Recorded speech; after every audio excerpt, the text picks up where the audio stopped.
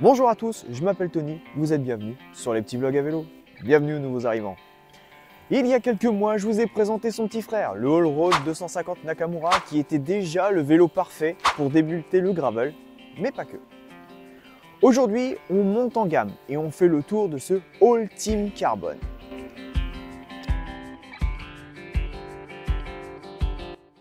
Cadre carbone doté de nombreux inserts, ce vélo a tout simplement la faculté d'être paré pour la compétition tout autant qu'un parfait vélo de voyage.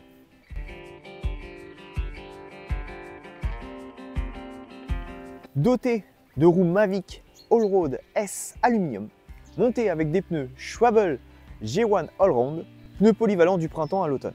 Ces jantes ont évidemment la possibilité d'être montées tubeless. On part déjà avec une paire de roues tout de suite compétitive, ce qui est à ce prix pas évident sur les autres marques. Intéressons-nous de plus près à sa transmission et vous allez voir que c'est là où Intersport a fait très fort. Équipé d'un groupe SRAM Apex AXS XPLR pour Explore, 12 vitesses, monoplateau, cassette Hyperglide 1144, plateau avant 40 dents, transmission full électronique. Avec une autonomie annoncée à 1000 km, je m'arrête une seconde sur la patte de dérailleur, répondant aux normes UDH. Système bien moins créatif en cas de choc pour la transmission et facilement adaptable. Le freinage est 100% hydraulique et on n'attend pas moins d'un vélo à ce prix, avec des disques de 160 à l'avant comme à l'arrière.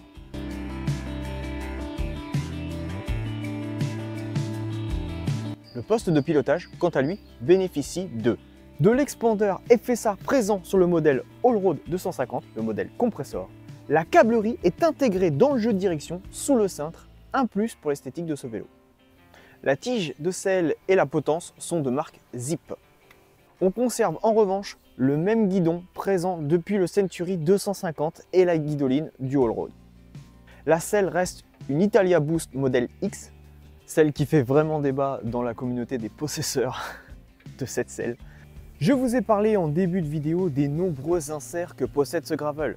Vous pourrez constater que nous avons 2 inserts sur le top tube, 3 sur le tube diagonal, pour avoir la possibilité de régler la hauteur du porte-bidon, bien utile lorsqu'il faudra insérer une sacoche de cadre, 2 sur le tube vertical, 4 sur la fourche et les inserts nécessaires à l'installation d'un porte-bagages à l'arrière.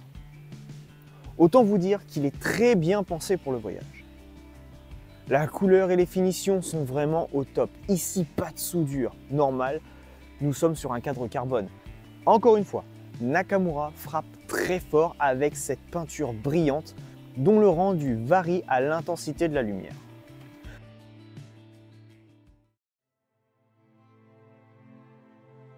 Vous l'aurez compris, sur le papier, ce Nakamura est un petit bijou et j'ai vraiment hâte de pouvoir le tester dans toutes les conditions possibles. Mon avis au regard de ses composants, forcément on est sur une très belle affaire et je pense que ce vélo mérite d'être parmi les meilleurs gravel de l'année. Voire je place même au-dessus du Allroad en rapport qualité-prix. Attention, le Allroad est un modèle qui s'est énormément vendu et ça je trouve que c'est une très bonne chose, puisque plus on est de pratiquants, mieux c'est. Même si j'ai pour habitude de ne pas m'orienter vers des vélos dans ce genre de prix, je trouve que là, pour le coup, ça vaut le coup de se pencher sur ce vélo et de faire l'effort financier pour se le procurer. D'ailleurs, c'est ce que je pense faire très prochainement. Dans les points positifs, on va tout de suite parler du fait que déjà, cadre carbone, ça c'est déjà parfait. Hein. À ce prix-là, il y a encore d'autres manufacturiers qui vendent encore de l'alu à ce prix. On a le groupe SRAM AXS qui est juste une pépite à ce prix, franchement.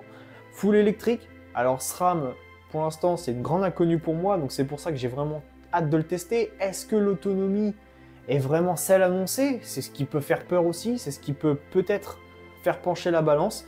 Moi, je sais que j'adore le mécanique, j'ai pas vraiment envie de changer. J'adore le double plateau, là c'est un mono. Voilà, j'ai plein d'inconnus, plein de questionnements qui résonnent en moi et il n'y aura rien de mieux que de le tester en condition pour me faire un avis dessus.